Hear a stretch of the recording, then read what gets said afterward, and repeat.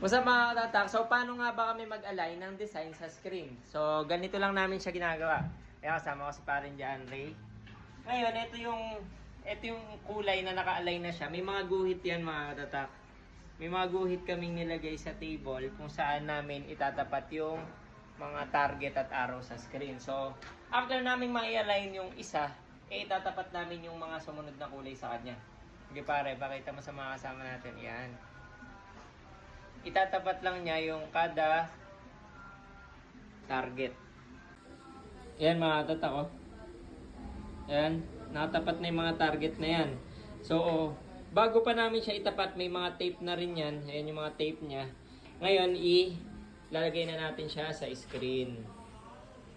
Okay. Yan, ito yung aming patiuan ng screen na may emulsion.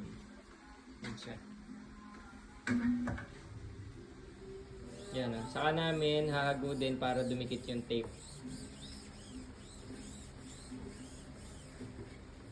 Okay, yun. Aha. Ganun lang kasimple. Naka-align na siya. Diba?